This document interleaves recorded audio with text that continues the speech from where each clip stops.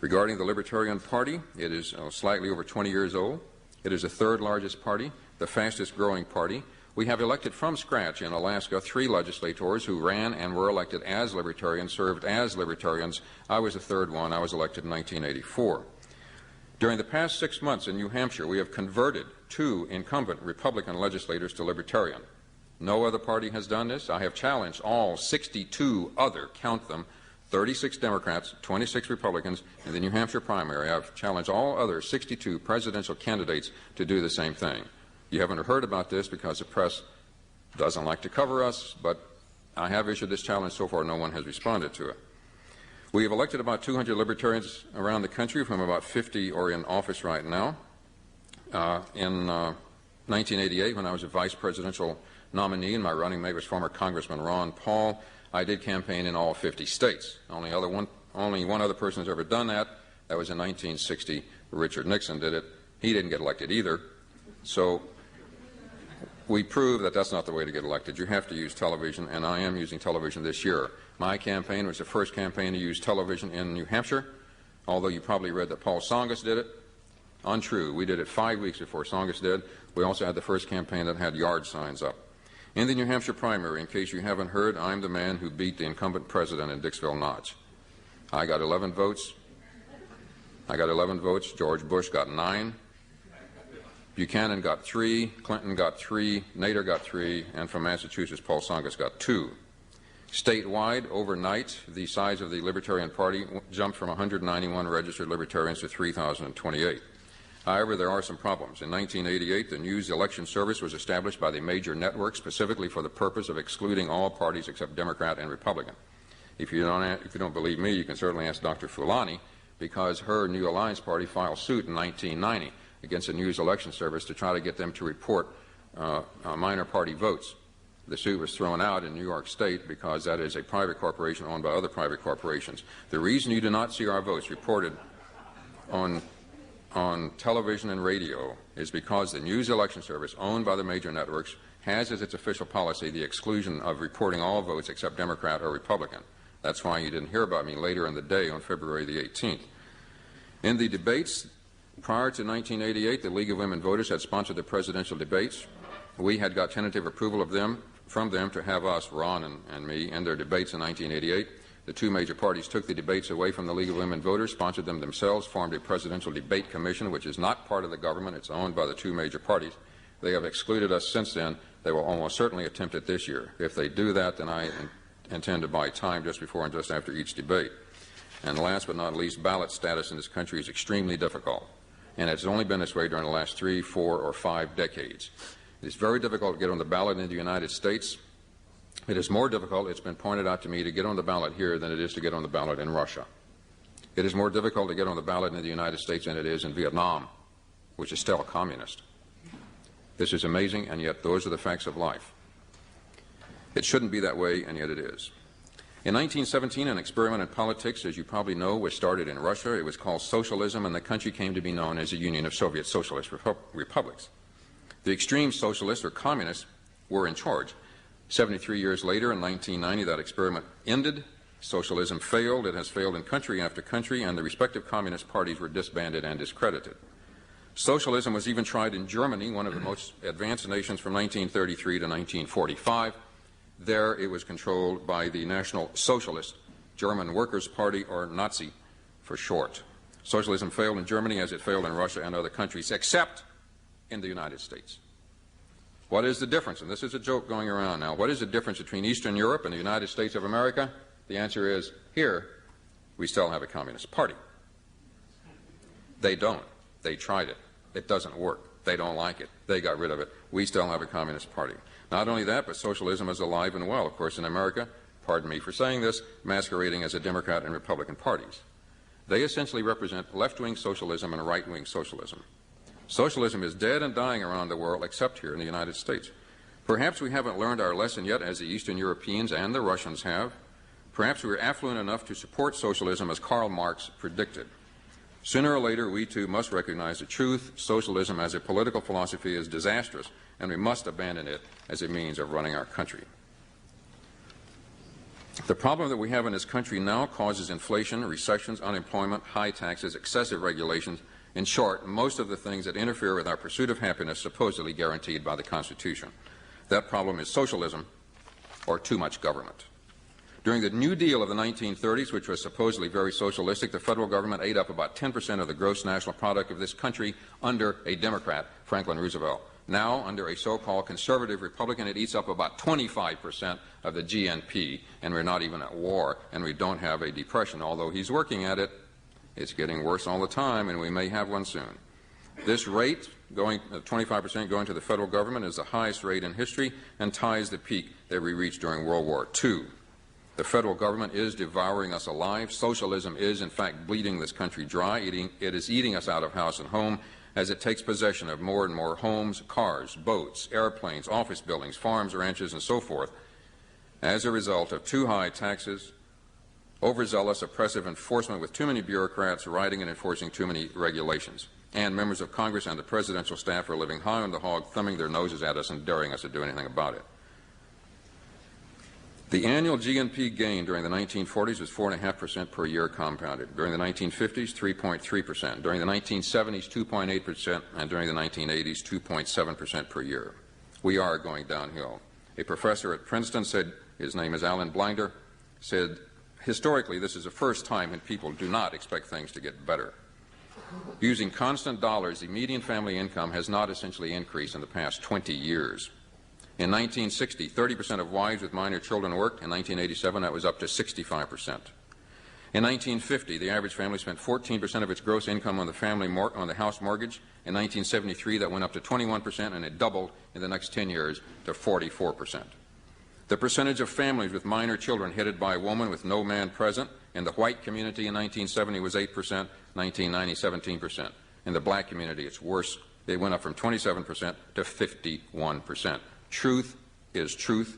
Government is, in fact, destroying the American family. Excessive government has caused all of this, as outlined in various books, such as Charles Murray's book, Losing Ground, written in 1984, and if you want to read a recent one, published last year or year before last by P.J. O'Rourke, called Parliament of Whores. It is a hilarious book, and I recommend it to you. Individual liberty and government power are two sides of a balanced beam. As one goes up, the other goes down. If you want more individual liberty, you must reduce governmental power. What is individual liberty? It's the right to control your life. What is your life? Your time, your body, and your money, essentially. If you're allowed to do what you want to do with your time, your body, and your money, provided you don't hurt or defraud anybody else, that's individual liberty, and you should be left alone. There is no other way to provide more individual liberty than to reduce governmental power. I've already mentioned the federal government spends 25% of the GNP. The state and local governments currently spend 22%. That's 47%. You have the right to spend only 53% of the money you make on the average. Some of these taxes are very well hidden, such as taxes on gasoline. This country was founded by libertarians. George Washington said, government is not reason, it is not eloquence, it is force. Like fire, it is a dangerous servant and a fearful master. Thomas Jefferson said, I place economy among the first and most important of virtues and public debt as the greatest of dangers. Thomas Paine said, that government is best which governs least. James Madison, who wrote the Constitution, says there are more instances of the abridgment of the freedom of the people by the gradual and silent encroachment of those in power than by violent and sudden usurpations. We need to get away from this idea that somehow big government is good. The best, in my opinion, you can say about government is that it may be a necessary evil. As such, we need to minimize it.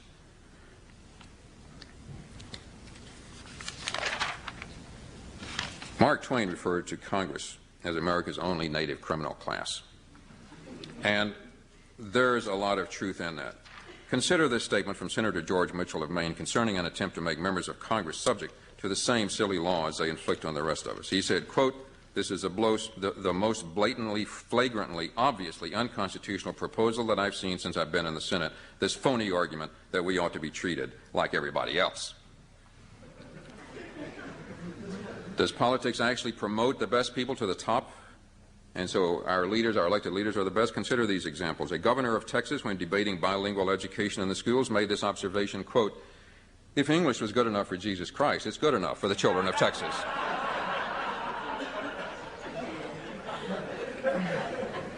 I was born and raised in Texas, but not during that governor's term. And a San Diego city councilman said during a debate about the installation of a 9/11 telephone emergency system, quote, it won't work. There's no 11 on the telephone. My sister and her husband and their daughter live in San Diego, and her husband graduated from the Harvard B School, right across the river, I suppose. Here is a 10-point plan which will end the recession, increase employment, and leave more money in the pockets of American workers, virtually eliminate drug crime, help clean up the environment, give us a better national defense, provide higher quality, less expensive education, drastically reduce the welfare rolls, and give us more international prestige. Number 1, repeal the personal income tax and abolish the IRS. Number 2, expand free enterprise. We need more jobs and greater economic growth. Restore gun ownership rights. We need to trust people, beware government.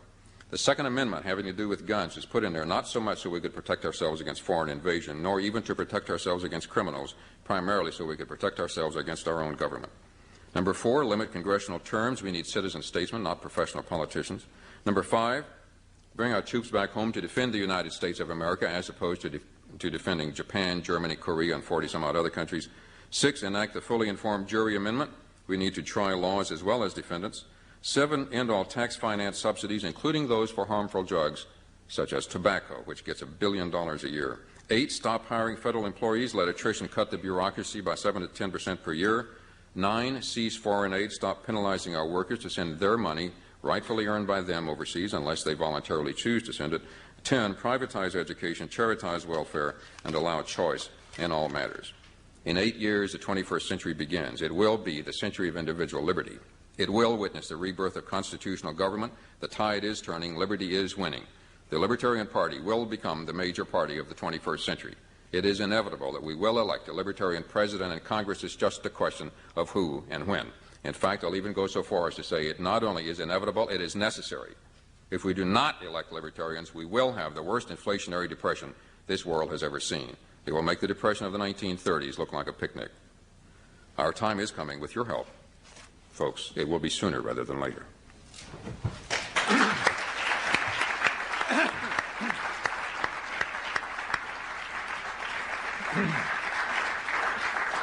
You'll have a chance to question Mr. Meru in a few minutes, but first, please join me in welcoming to the forum Dr. Lenora Fulani.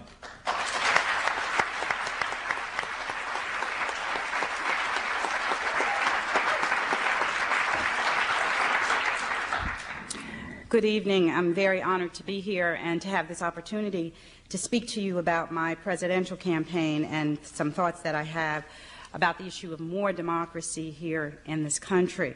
I just wanted to point out that I'm challenging Paul Tsongas in New York State. His petitions that he used to file to run for president are sorely wanting. And this whole fight opens up a very critical democracy issue and an important constitutional issue. He was required to have handed in 10,000 ballot signatures. He filed 13,952. And anyone who knows anything about petitioning, if you want to get on the ballot, you have to hand in at least twice as many in order to qualify. What Mr. Tsongas was counting on, since he seems to have put all of his eggs in the basket of New Hampshire, which is how he won the New Hampshire primary, was a pact between himself, Clinton, Kerry, Harkin, and Brown, where they agreed in New York State not to challenge each other. And, you know, with all due respect, they are very arrogant because there are a few other people in New York State who also know the rules of the game and how things are supposed to be conducted. And I happen to be one of them. The New Alliance Party has spent years challenging the undemocratic nature of the rules. And I am thrilled to have challenged him because I think what we're really talking about is the importance of standards in this country, the importance of democracy. There can't be one standard for rich white guys who run for president of the United States and then another standard for the rest of us. So there's a lot of hoopla about this issue, and again, I think it's very critical. So much so I had expected the New York Board of Elections to bend the law, but not only did they bend it, they literally went out to change the law in the midst of the primary season. And yesterday, the State Assembly, which is controlled by the Democratic Party, passed a bill called the Tsongas Bill, at least that's what the media is calling it, to bypass his violations and put him on the ballot. And at the same time, the Board of Elections validated a number of illegible signatures to also have them placed on the ballot. The reason why they passed the Tsongas bill is that they know once we go to court, which is where we're going, that under the scrutiny of a nonpartisan objective court, there's no way in the world that his signatures are going to make it. He has less than 3,000 valid signatures. So the issue of privilege is a very important one in this country, and what it would mean for Mr. Tsongas to be a leader is to say, I don't want favors. I blew it to the people of New York State. I didn't do as I was supposed to get on the ballot, as opposed to allowing people to go into back rooms and make exceptions for him. The same with Jerry Brown, whose whole campaign is around the issue of pointing a finger at big government and talking about the violations of his opponents and other people in Washington, but he's allowed them also to go into a back room and make these decisions. So the issue isn't whether Paul Tsongas is on the ballot. I have no personal fight with Mr. Tsongas. I do believe that his political program is flawed, his economic outlook somewhat outrageous. That's why I fought so hard in the New Hampshire primary in order to be in the debate so that we could speak about this. However, my challenge to his nominating petitions comes out of my very deep commitment to democracy, and it predates Mr. Tsongas. I want you to keep aware of how this fight goes. We're about to go into court on Friday, and I'll be willing to answer any questions. It's a very, very important issue. I think there are big issues at stake in this presidential election. One is that the American economy and its companion piece, American democracy, are in serious shambles. The Democratic Party candidates nor the Republican Party candidates will dare to ask or answer the question of how America ended up a second-rate economic power to Japan and Germany. Was it magic? Is anybody responsible for it? How do we understand that? Nor will they deal with how our democracy ended up a closed, PAC-controlled men's club from which people are excluded by virtue of the dictates of the two major parties in this country. Of the five major candidates, Tsongas has given most thought, I think, to the economy. And I just wanted to review some of his statements, because I think that there is a very, very critical relationship between having more democracy in this country and a revitalization of our economy. Basically, what Mr. Tsongas is saying is that America needs to restore its industrial manufacturing days. And while I agree with him that we need an economy based on manufacturing jobs, on production, not speculation, or one where Ivan Boesky, who you know from Wall Street, picks up a phone at 2 p.m., sells stock, buys it back at 3 p.m., and makes $1 billion killing without producing one job, one service, or any kind of productive need of people in this society. I don't think we need that. However, Mr. Tsongas is suggesting that the answer to his economic situation, or to ours, is to deepen America as a corporatist state, that we should bankroll and subsidize general industry with our tax money in much the same way that we have with the military and money industries since World War II, which got us into this depression/recession in the first place. Mr. Tsongas also wants to do away with antitrust laws. He has a host of ways in which we could basically supplement corporate America. He's literally a cheerleader for corporate America, and a lot of his proposals are very similar to Ronald Reagan's notion that if you give corporate America what it wants, it will just give us all of these jobs. Don't you see them? Tsongas's proposal can't work because it has nothing to do with the issue of wealth distribution or redistribution in America. I think it's a very important political and economic fact of our day that because of the current distribution of wealth, a growth economy in this country is completely impossible. While extremes of wealth have always been characteristic of American society, the last 15 years has seen an acceleration of the rate at which that gap between the top 10% of this nation and the rest of us has grown.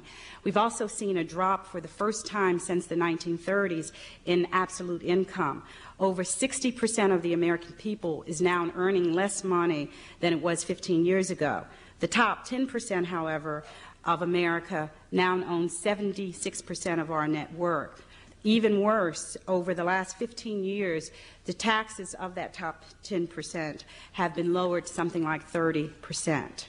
The fact that the rich are getting richer and the poor poorer is not just a moral problem, though that. It's also an economic one.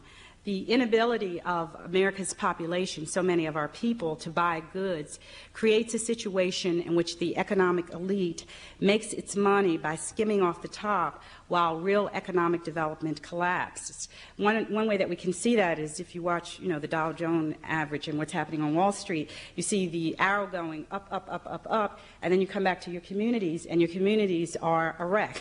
People don't have jobs. People don't have the things that they need. So obviously there's not a real relationship between whatever they're doing on Wall Street and what's happening in our lives. There cannot be real growth in this country with the current distribution of wealth, and we can't do anything about redistributing wealth unless we have real democracy.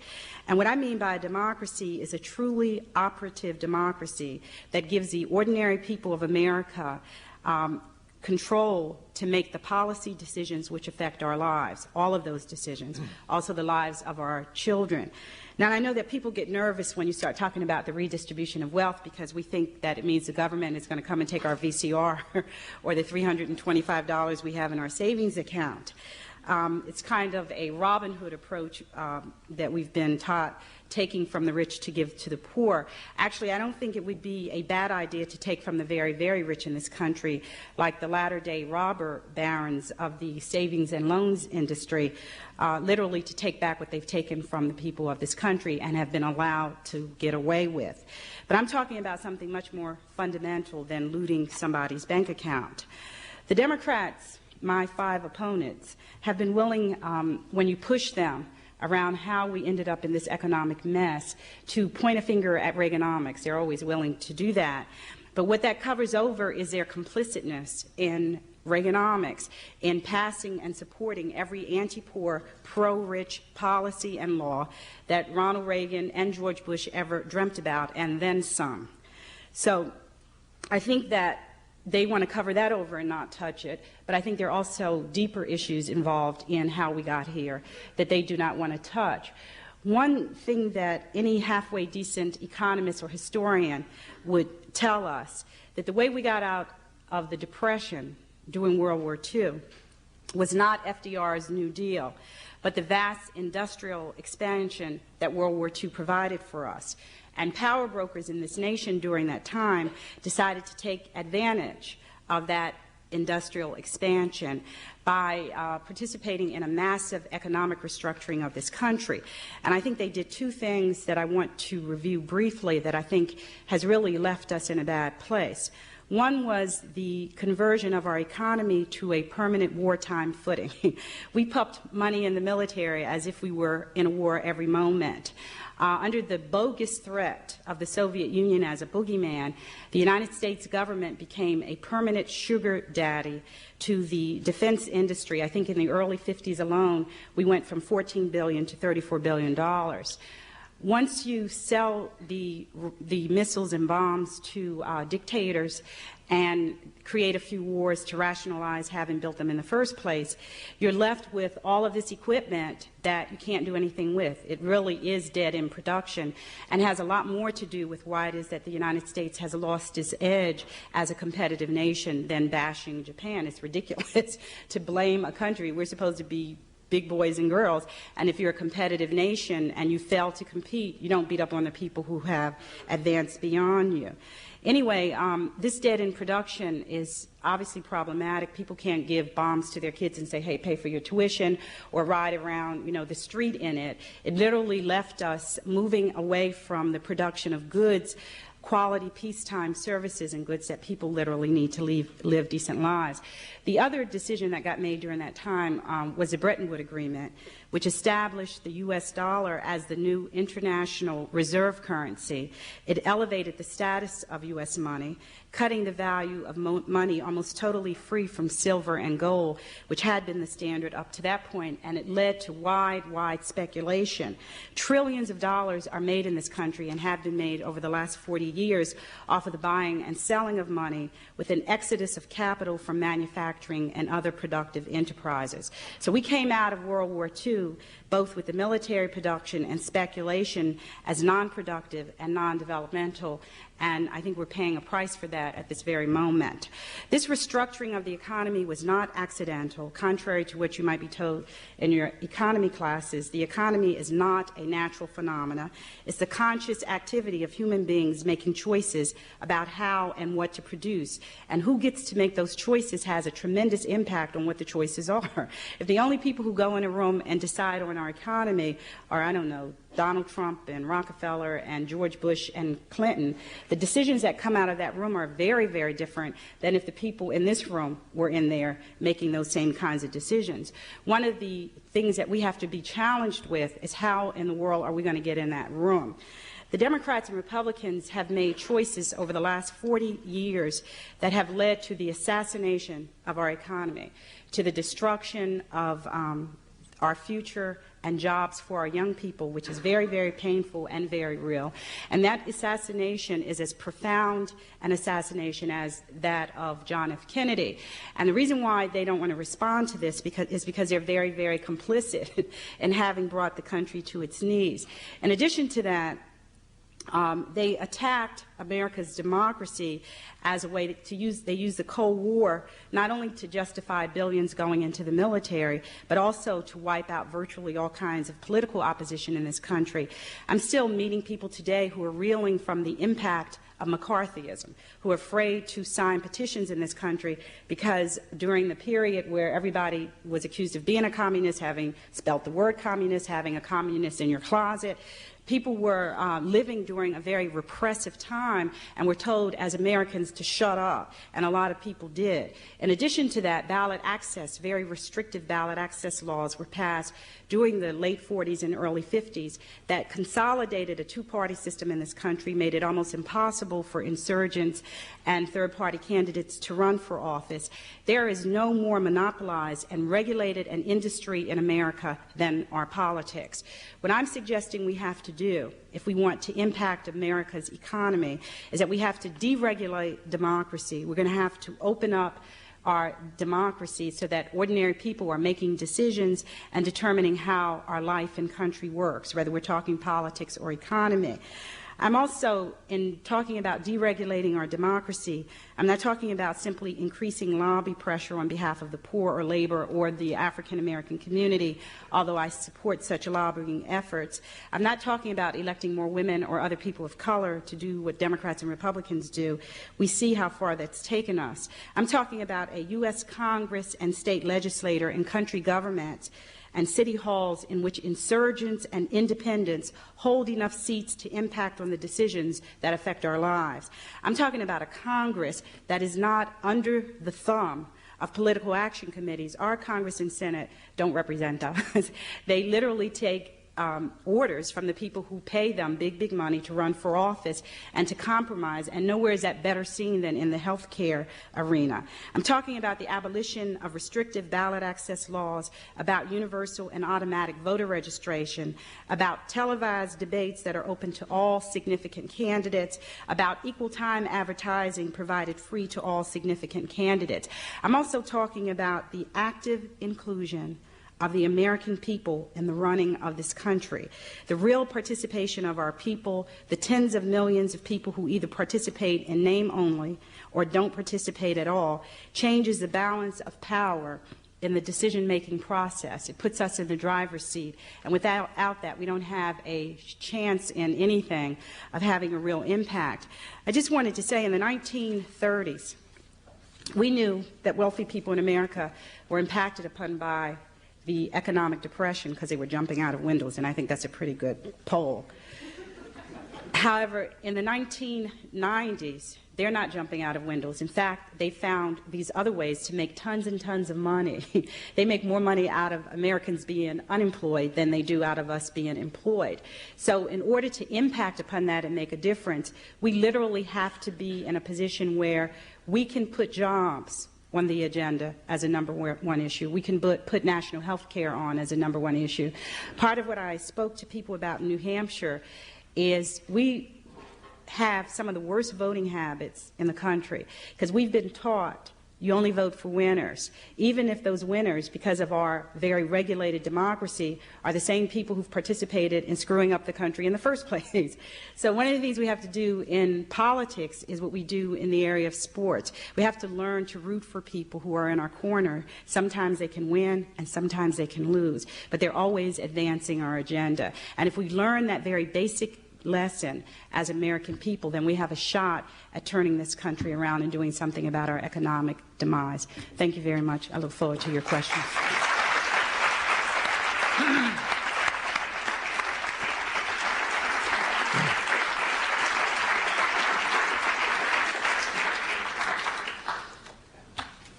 For those of you who would like to ask questions, we have microphones on the main floor here. If you would go to those microphones.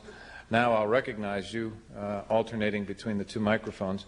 Let's try to keep our questions as concise as possible so we can get as many in as possible before we have to conclude. Yes, sir. I'd like to start with a rhetorical to Mr. Maru. If I can't trust people in Washington, why should I elect you to go there for me? That's the first thing. But I have a question about possibility of a constitutional convention. And I believe an informed public embracing democratic principles will create an environment where basic individual needs are satisfied while individual liberties remain sacred. I also believe our foremost mutual need is a strong community. In a country this large, the vote is an important manifestation of community. Where's the vote? The Constitution declares certain rights of the people to be inalienable. A third of the people vote. The people are alienated. I heard that only a third of the colonists wanted separation from the crown during the Revolution also. What do you think about a constitutional convention? I think it would give a jump start to the system. I think it's entrenched. I look at those fellows down there, including our Senator Kennedy, and they're looking fat, and they're looking too content. What do you think about a constitutional convention? Okay, if I understand it, there are two questions. The first one is, if you can't trust anybody in Washington, why can you trust me? And the answer is, look at our record. We've elected about 200 libertarians. To the best of my knowledge, none of them has ever voted in favor of an increase in taxes or a new tax. When I was in the legislature, I introduced a lot of bills, all designed to cut government, reduce taxes, roll back regulation. I got 2 of them passed into law. I got 3 or 4 amendments passed into law. I stopped 2 bad bills on the floor of the House. I got 5 or 6 other bad bills stopped in committee. Look at our record. We are the only party that requires you, before you join the party, to sign a pledge, and that is that I hereby certify that I do not believe in nor advocate the initiation of force to achieve political or social goals. We're the only party that requires a pledge at all, and that is the pledge that we require you to sign, that you do not believe in nor advocate the initiation of force. With regard to a constitutional convention, I have mixed feelings. In the first place, I trust Americans. I don't think Americans would meet together and really do wild, crazy things. On the other hand, I think that our Constitution is one of the greatest documents ever written. Some of the things I dislike about the Constitution, really the only thing I really want to change would be Amendment number 16, the one having to do with the income tax. The income tax has become far worse than it was ever envisioned, except by a few people in 1913 who did, in fact, predict essentially what was going to happen. They were laughed at the time, but it has become that. The IRS is no longer just a tax collection agency. During the past 20 years, it's gone far beyond that, and it's become more or less the modern American equivalent of the Gestapo. You would be amazed at the number of stories I've heard from people who have had their homes taken away from them, who have had their families' bank accounts, their grandmother's bank accounts, their children's bank accounts taken away. We've got to do away with the IRS. It can be done. We've only had it since 1913. So I think a constitutional convention really would be not necessary, is not needed. We can change our Constitution now to give us what we want. Yes, sir. My question is to Mr. Maru. The consensus now is that the United States is being beaten very badly in the foreign trade arena by both Germany and Japan. Yet in many ways, Germany and Japan are more socialistic than we are. Germany is very much a social welfare state, and Japan has very close cooperation between government and business. And I was wondering, why do you think Germany and Japan have been able to prosper with these policies that you, I think, would disagree with? There are some definite reasons, and they're all due, or not, they're not all due, but a lot of them are due to the government in Washington. One of them is that we have more troops in Japan than the Japanese do. We spend more for the defense of Japan than the Japanese do. We spend 7% of our gross national product on military defense. Japan spends 1%. If we pull our troops out of Japan and give them the opportunity of defending themselves, which they are certainly capable of doing, they will have to spend more money on defense and can thereby afford less money to spend on industrial subsidies, which sometimes makes their cars, their television sets, and so forth sell for less in this country than ours do. That's one thing we can do. Another thing we can do is to lower the tariff barriers instead of waiting for the Japanese to lower theirs or trying to threaten them or so forth. Frederic Bastiat, the French economist and philosopher, about 150 years ago said it perhaps best. He said that if goods do not cross borders, soldiers will. If you look at almost every major war, such as World War II, there was either a diminution of trade or a cessation of trade just prior to the war. So we should stop doing that. We should stop trying to bash the Japanese and try to compete with them. Another thing is that in both Germany and Japan, they save a lot of money.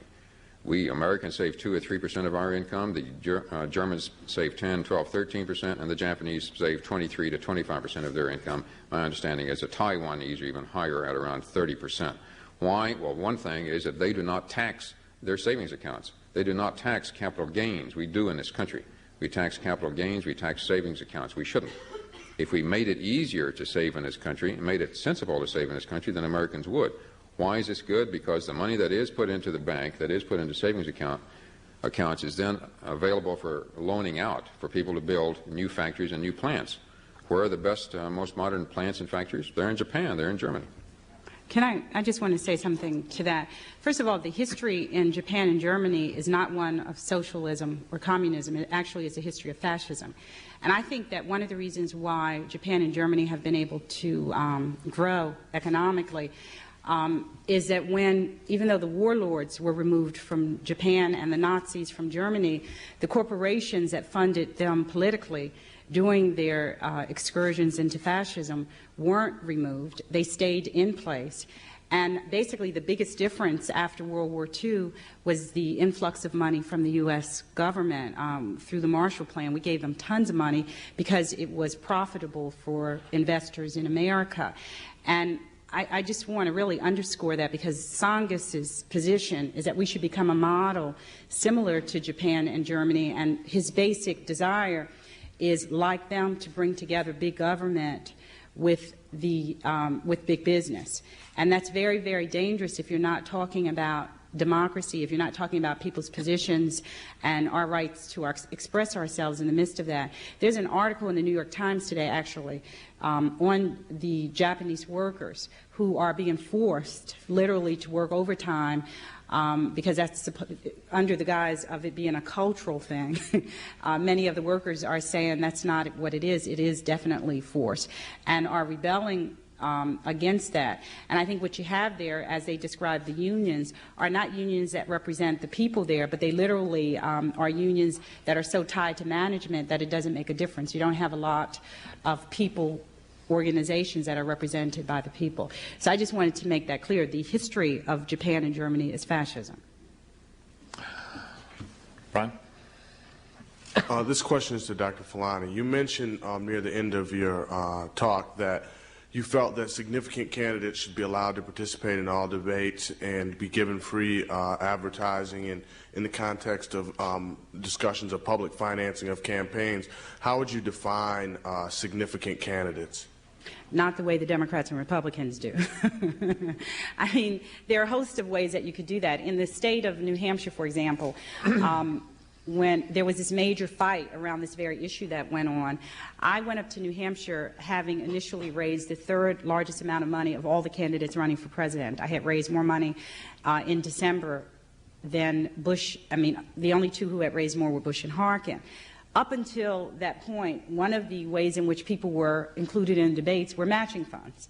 They completely changed the rules and decided that that was no longer a criteria. In fact, the criteria that got set was that you had to have been a governor or senator of this country, which meant that only 2 black people in the history of the country would have been able to be in the New Hampshire debates, one of whom is dead, and only 4 women. So, you know, part of what we were raising were 2 things. One is that there are a host of cutoffs. There are lots of ways to talk about, you know, significant candidates. You could choose things like matching funds. You could choose a whole host of arenas. on the one hand, just like they knew how to choose a cutoff for the 5 Democrats, they could have extended that and chosen a different kind of cutoff. But I also just think that in a country with our kind of technology and with the dire condition of America, both our democracy and our economy, that we need to have tons of dialogues about what's happening in this country. And this desire to limit people from talking is problematic. I don't think just the candidates should be able to speak, but the people of this country need to be able to speak. So I don't care. I think that 5,000 people should run for President of the United States, and we should figure out how to talk about the issues so that we don't end up with sound bites. Finally, Congressman Timothy Penny from Minnesota has introduced a bill where he lays out, criteria for significant independence that is tied to the capacity to get on ballots in the country and also to qualify for federal funding. It's very simple to do. They just don't do it because they are exclusive and they don't want particular issues raised in the context of national debate. We do not have a free press in this country in the sense that each individual reporter can print what he or she wants or show on television what he or she wants. Bill Moyers of Public Broadcasting System was supposed to do a debate forum in early January in New Hampshire, and I went up there for that. And it was mysteriously canceled 2 days before I got there. I went anyway because we already had the ticket. Channel 6, and he said the reason was there weren't enough people responding. Well, there had been 4 of us who responded, 2 Democrats, a Republican, and me, but he said that wasn't enough. Also, the largest television station the same day in Manchester, New Hampshire, Channel 60, also canceled out a debate forum they were going to do because they had too many respondents. Out of the 63, the first 22 they contacted said yes. So on the one hand, this guy cancels out because he had only 4. This guy cancels out because there's too many, 22.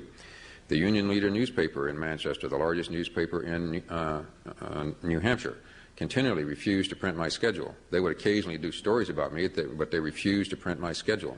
There's a paper in Maine, as a matter of fact, the Ellsworth American in Ellsworth, Maine, who literally, I kid you not, this is their editorial policy, they refuse to print anything about libertarians, period. I guess if I got elected president, they'd refuse to report that. This continues to go on. On January 28th in New Hampshire, and the night of the State of the Union message, I was at a very large banquet, Chamber of Commerce banquet, and I was interviewed by Good Morning America. Steve Fox interviewed me. He told me this was going to be on the morning of the 17th, Monday, the 17th of February. We looked. It wasn't put on. We called up to ask why. And the libertarians must have made 400 or 500 phone calls because they got to where they would hang up as soon as they heard the word libertarian or my name, Maru. And we found out that it wasn't up to Steve Fox, it was up to somebody else. As far as I know, his name is Kevin McGee. I don't know for sure, but I've been told that he nixed it. It gets up to a certain level, and then it gets killed. It gets up to a certain level, and then it gets killed. You can make up your own stories for it, but the press is not really free. When I have asked before, and when I was running for the legislature in Alaska, the year I got elected, I thought I was going to get the endorsement of the biggest newspaper in my district, and I didn't. And I called up my favorite reporter and asked him why not. He's like the senior reporter. He said, Andre, if you'd taken a vote of the staff here, you would have won it about 90-10. But he says we don't determine who gets the endorsement. That's done by the editor and the publisher. So you have people at the top who are essentially controlling what gets in the papers, what gets on radio, and what gets on television. And let me close up here by saying something that I have repeatedly said to the press recently, and the Boston Globe was here. I don't know if they still are.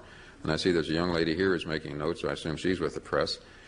Well, one thing I've asked the press repeatedly during the past 2 or 3 months, and that is, what do I have to do to get your attention?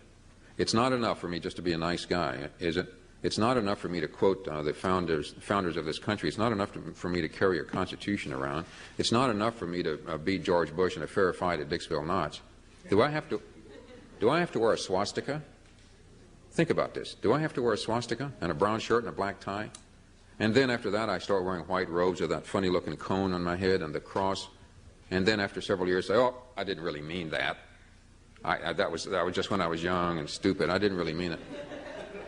Is that, you know what I'm talking about, is that what I have to do to get your attention? Do I have to become an ex-Nazi? Do I have to become an ex-Klansman in order to do this? What kind of society are we in where somebody who's an ex-Nazi and an ex-Klansman gets a lot of free publicity, and I can't beg, borrow, or steal to get that? And that man was almost elected governor of a state just because he was almost elected to the Senate, because he got free publicity from the press, because when you ask him, it was because he had been an ex-Nazi and an ex-Klansman. It's wrong when an ex-Nazi and an ex-Klansman even listen to it all by the press instead of getting all this free publicity. It shouldn't happen, and yet it does happen. Thank you. Can I just say one other thing about this issue? I did a democracy picket. I did a couple of them outside of the two of the debates in New Hampshire. And the last one was at St. Anselm's College, and it was inside the 5 Democratic Party candidates and their 2 sponsors or moderators were in a room that could potentially hold 800 people. They didn't let the students in, they didn't let the community in, and the press watched the debates 3 buildings away on video. So what we're describing isn't just the exclusion of 1 or 2 people. We're really talking about a process that does not include the American people. That's the real issue. It's a very, very, very important point to get. We're talking about the erosion of democracy in this country and the fact that they could have this debate. Where do they think they were? On the moon? I mean, there were 1,000 people outside saying, let the people in, and they snuck through a back door. Tsongas, Clinton, Harkin, Kerry, and Brown went through a back dirt road and snuck into the back room because they didn't want to cross the picket. That's an outrage. If people don't have the guts to be anti-democratic and then not walk through people, then why are you supporting them as presidential candidates? This is a real statement about how they feel about you. Thank you. Yes, sir. In 1993, under a New Alliance or a Libertarian administration, what kind of specific initiatives or regulations would we expect to see regarding the environment? I'm sorry. Ladies first. This is a new Andre Malraux. But in your case... you should watch it. Well, I think that one of the reasons why we don't have a safe environment, actually, and one of the reasons why we don't have a national health care plan and a host of things that people, if we could have a referendum on, would vote for tomorrow afternoon, is not because there aren't answers and solutions to what would make the environment safe. It's also not because the American people have not expressed, because we have in a variety of ways in polls, that we would do whatever we have to do to protect the environment. We're not crazy. We know that we're moving in a very dangerous direction and would love to do that. I think the reason why we don't have a safe environment is because the people who are in political positions to pass and enforce the legislation that would make the environment safe are so much in the pocket of major corporate industry that every time they get an opportunity to do something that would advance the safety of our environment, they sell us out. And we see that tons and tons and tons of times again. I met with the League of Conservation Voters, and one of the things they were really upset about is that Bush had supported a bill that allowed for, rather than cutting down on the amount of exhaust through particular kinds of automobiles, would allow for that, for automobiles that we currently have to be continually made. And who went along with him was the Congress, which is controlled by the Democratic Party. So the issue is, how do we get in a position so that we force them to support the environment and environmental moves that will allow this planet to continue? And I think that that goes back to the issue of people having a say rather than allowing these bought-out men, primarily, even though some of them are women, to continue to conduct business at our expense. They obviously don't mind blowing up the world if they can make an extra buck. One of the first things the Libertarian administration would do is to restore your right to sue in federal court for pollution, which was removed in 1969 when the Environmental Protection Agency was set up.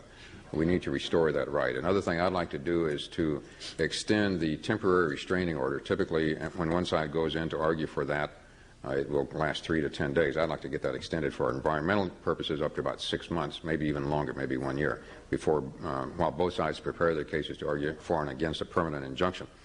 Another thing we can do is to get the land out of the hands of government. There's nothing in the Constitution that says the federal government should own land.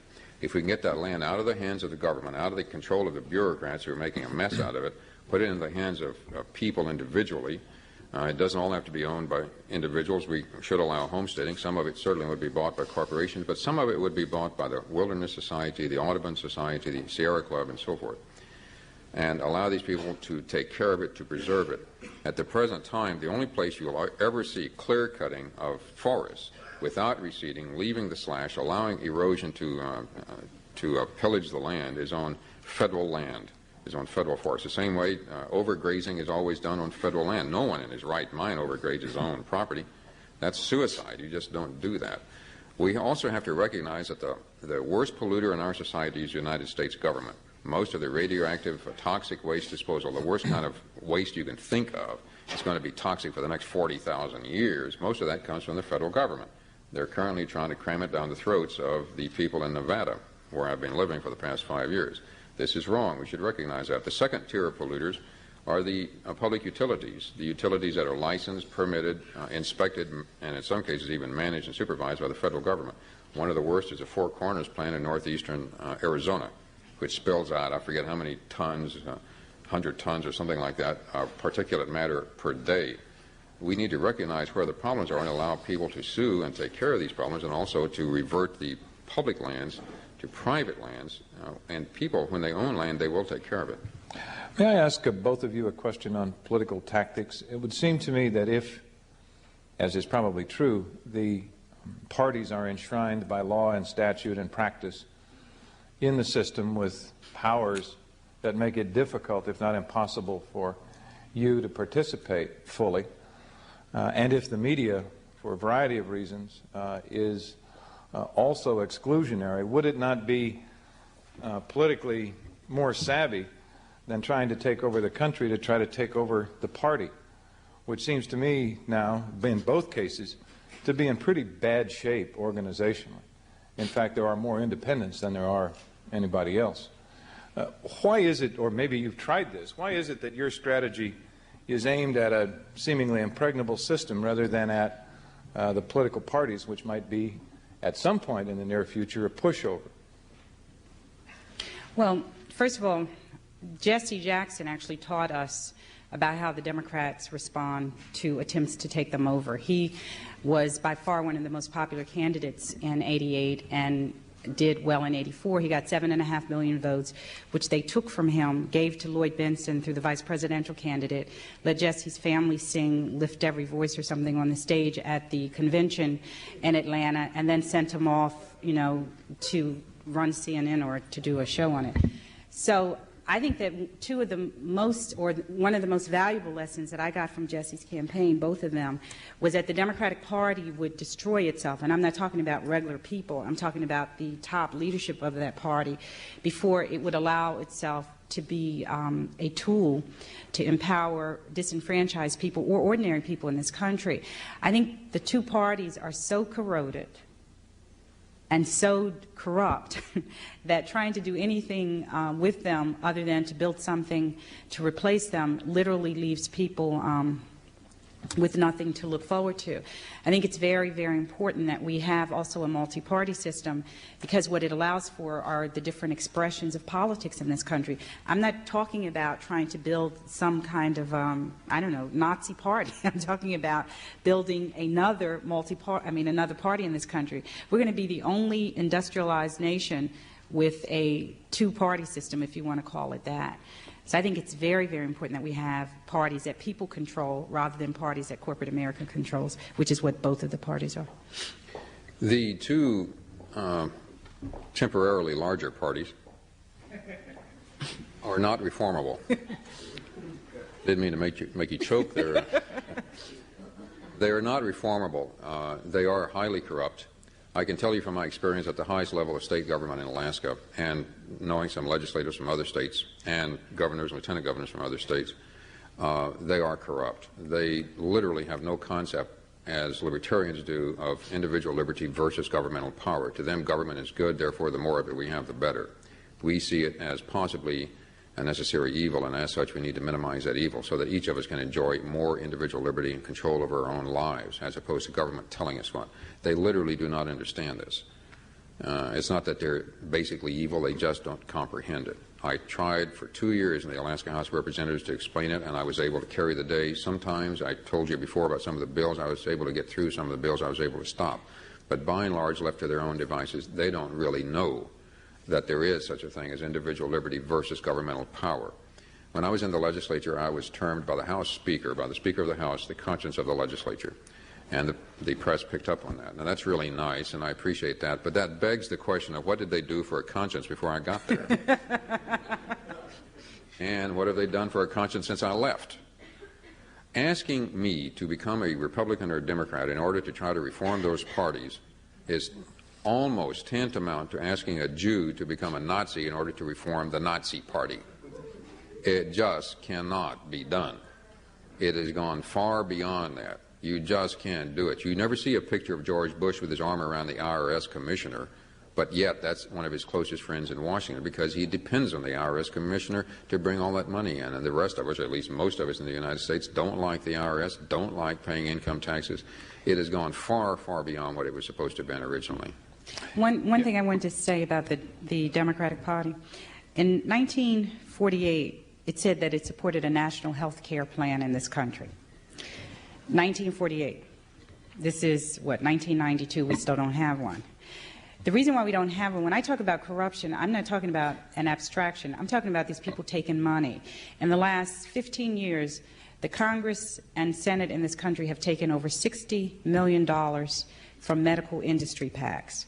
So when these people come out and say, like Harkin, who's on a Senate committee, he's taken $270,000 from the AMA and drug companies. It's a Senate committee that's responsible for biomedical research in the areas of AIDS and cancer and health care for the aged. And he says that he's going to give the people of this country a national health care plan. He's lying.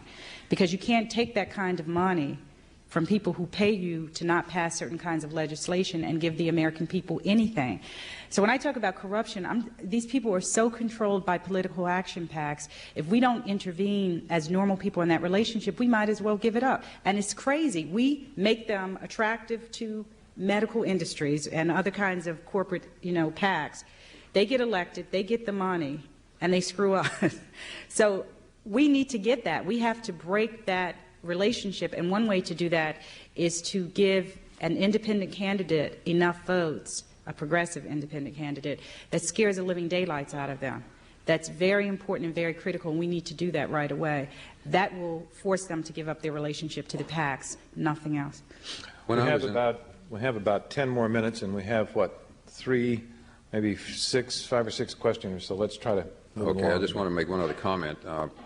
Regarding bribes, when I was in the House, I was offered a bribe of $500,000 to change one vote, and we voted anywhere from 5 or 6 times up to 24 times per day.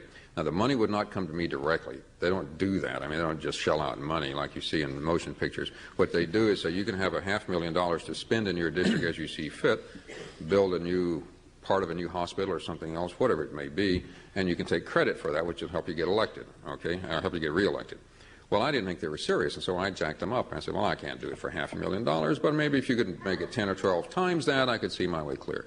And I forgot about it. So help me. The next day they came back, both from the executive branch and the legislative branch, very highly placed individuals, and offered me $5 to $6 million that I could take credit for, plus 2 of my bills passed into law if I changed my vote on one bill. It was the governor's favorite bill. I didn't change my vote. I didn't tell them I'd take the money. I said I'd think about it. And after I voted the same way the second time that I did the first time, they wouldn't talk to me for 3 weeks. Kid you not. That's a true story. Yes, sir. Hi, Dr. Filani. New York is widely believed to possess the most restrictive ballot requirements in the nation. I understand and appreciate your stated concern to hold Mr. Tsongas to the rules of the democratic process. But do you ever feel, I gather from tonight's discussion that you do, that the process itself may be in danger of becoming dangerously undemocratic? So do you fear, therefore, that your efforts might be misconstrued as being counterproductive? No, not when what they're planning to do. They had talked for a moment in the state of New York. There are highly technical rules. A lot of what Mr. Tsongas is being challenged for, however, are not those rules. When 20% of your signatures are illegible, that's not a hyper-technical rule. I mean, if somebody challenges you and they can't read the name, they don't know if the person is a registered voter. We also did a sample of about 15% of his signatures, and something like more than 60% of that sample were not registered voters. The signatures are permeated with fraud. So we're talking serious, digression. But no, I don't think that democracy means that, I don't even think they're thinking about it this way. They passed a bill. They were talking about the possibility of reforming the law, which I've been fighting to have happen for 10 years. And if they had done it, I would have called the bill the Fulani bill, because we actually would have pushed it, into existence by virtue of this challenge to Mr. Tsongas. But the privilege that's going on in New York State at this point to go into the Assembly and write a bill that the press is bright enough to get is the Tsongas bill is a real slap in people's faces. I mean, yes, there are technicalities all over the state. Why don't we change the technical requirements of people on welfare whose checks are cut off because they just happen to fill out a form wrong, or people who go after food stamps who don't have the necessary requirements? Why don't we just give them food stamps? Why is it that Mr. Tsongas is getting this kind of treatment? Who is he? Where is that coming from other than just very, very deep privilege? And he boasted in the newspaper earlier today or yesterday that he was going to be on the ballot one way or the other. But doesn't how he gets on there make a difference? I mean, it's an outrage. He should say, as a leader, I don't want any special preference. I want to be held up to the same requirements as all people in this country, and then maybe somebody would respect these folks. But they're hypocrites, and this is an outrage, and I'm going to take him to every court in every land that I can possibly find, because he doesn't have the right to be on that ballot. Yes, sir.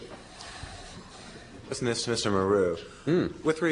With respect to your views on individual liberty as being paramount, it's also assumed there that you have a sufficient educational system that people know enough to exercise that liberty. And concerning such areas as inner cities and such that have very poor educational systems currently, I'm curious how much government power you would be willing to use in order to found a better educational system for that area. The problems in our educational system, I assume you're talking about K through 12, are caused by the government.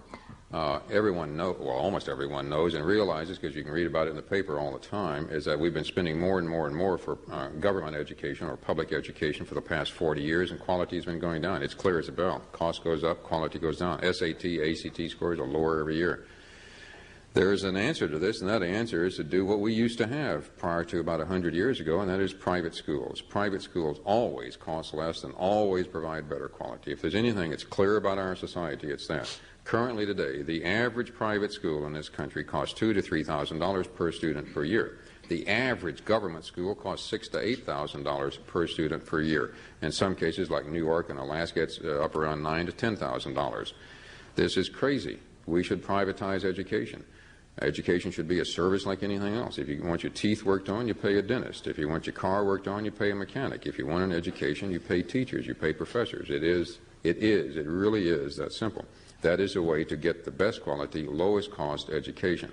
There are several things we can do as interim measures until we privatize the schools, and that is a voucher system. The voucher system has been used in Vermont for 130 years. It works out very well indeed. Another thing is to use tax abatement for local property taxes. This has been tried and is currently being tested in the courts in New Hampshire. Another one is tax credits for income tax until we can get rid of the income tax system. Government schools just simply don't work. They just don't work. Harvard is a private school, and Harvard is one of the best in the country. To assume that the money that goes into public education in this country goes into the education of young people is a big mistake. I don't know how many billions of dollars they spend. I know they spend more on bombs than they do on education. But basically it fuels a bureaucracy. And I think that people need to understand that. I also come from the vantage point of supporting public education, but quality education for everybody. I think that education has to be a right in a democracy and not a privilege. But I also know that this money that's pouring into our schools has very little to do with educating our children. And that's very, very important to get. I don't know where all of it is going. I'm sure a lot of it is being stolen in that area and mismanaged, as in every area in this country. Yes. Mr. Maru, could you give 2 or 3 specific examples of the pieces of legislation you had a significant impact on passing in the Alaskan legislature? Sure. I was able to stop on the floor of the House a bill that would have established a research development endowment fund at a cost of $1 billion for a population of about 500,000 people. The problem was that we had the money. It wasn't a question of whether you could get the money. And the problem is we had the money. Now think about this. The Democrats and Republicans will spend every dime they can get their hands on. The problem was that we had the money. This bill was backed by the majority caucus. There was no reason I should have been able to waylay it, but I did, and I talked some sense into these people. Some other bills that I was able to do, I was able to deregulate concert promoters.